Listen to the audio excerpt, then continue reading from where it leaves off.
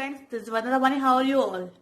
I hope you all are doing great and taking very good care of yourself. चलिए आज के video में मैं आपको बताऊंगी कि हम कैसे पहचानें कि हमारे शरीर में कफ प्रकृति के डिसबैलेंस होने के कारण रोग उत्पन्न हुए हैं। कफ हमारे शरीर में डिसबैलेंस हो गया है, इसके कारण हमारा शरीर रोगी हो रहा है। तो इसका ये तो बहुत ही सिंपल है कफ प्रकृति को पहचानना।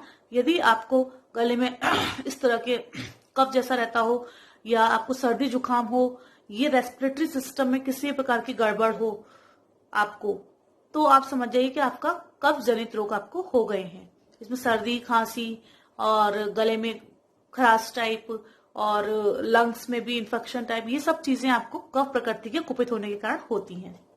ठीक है, तो ये बहुत ही सिंपल है पहचानना कि कफ प्रकृति के कारण क्या आपको रोग हुए हैं।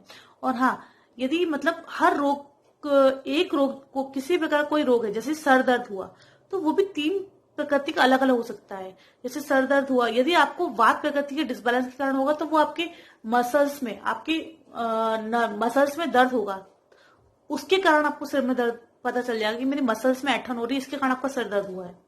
और यदि आपके पित्त प्रकृति के कुपित होने के कारण सर दर्द होता है, तो जब आपके पेट में एसिडिटी बनती है तो आपका सर भारी हो जाता है एकदम, तो आपको पता चल जाएगा कि मेरे ये पित्त गड़बड़ हुआ, तब भी आपका सर भारी हुआ है। और यदि आपको सर्दी खांसी होती है, जुकाम, आपकी नाक बंद हो जाती है, उसके कारण आपका सर भारी होता है।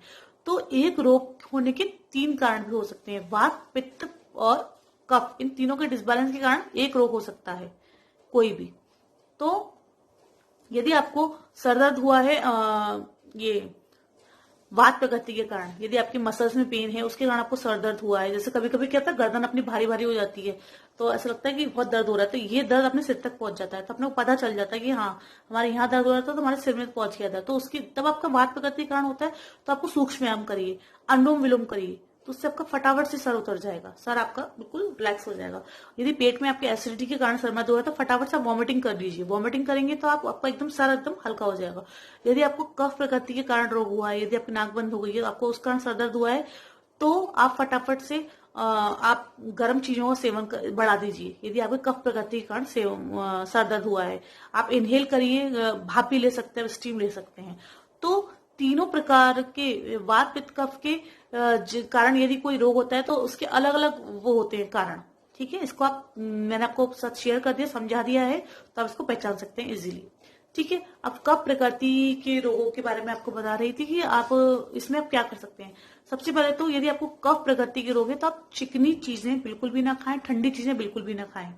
आपको गर्म चीजों का ही सेवन करना है और ठंडी चीजें बिल्कुल भी नहीं खानी है आपको।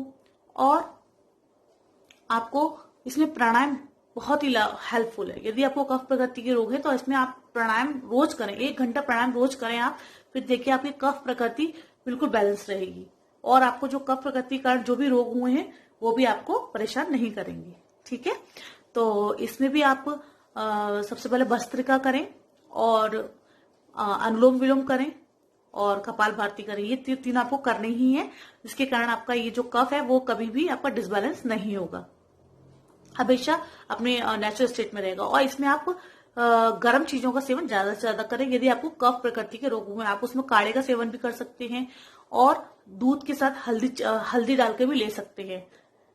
ये सब चीजें यदि आप करेंगे तो आपका देखिए कफ प्रकृति बिल्कुल बैलेंस रहेगी और आप एक हेल्थी लाइफ जी सकेगी। तो कफ प्रकृति को पहचानना ही बहुत सिंपल है और इसमें आपको चिकनी चीजें बिल्कुल भी नहीं लेनी है, ठंडी चीजें बिल्कुल भी नहीं लेनी है। ठीक है ना, चिकनी चीजें कैसे, जैसा घी ज्यादा नहीं लेना है आपको, और जो भी चिकनी सब्जियां होती हैं, भिंडी वगैरह, ये सब ये भी नहीं लेनी है आपको। ठीक है, तो आपको आई होप ये समझ में आ गया होगा कि कफ प्रकृति में हमें कैसे पहचाने, हमें इसमें क्या खाना है, क्या नहीं खाना है, और इसमें हमें कौन से व्यायाम करने हैं और कौन सा इसमें प्राणायाम करना है। ठीक है, और रोज सुबह 1 घंटा तो योग सब हर कोई करे ताकि वो हेल्दी लाइफ जी सके। और यदि ये वीडियो आपके लिए थोड़ा सा भी हेल्पफुल रहा हो तो इसको अपने फैमिली एंड फ्रेंड के साथ शेयर करिए और मेरे चैनल को सब्सक्राइब करिए। Bye, stay healthy.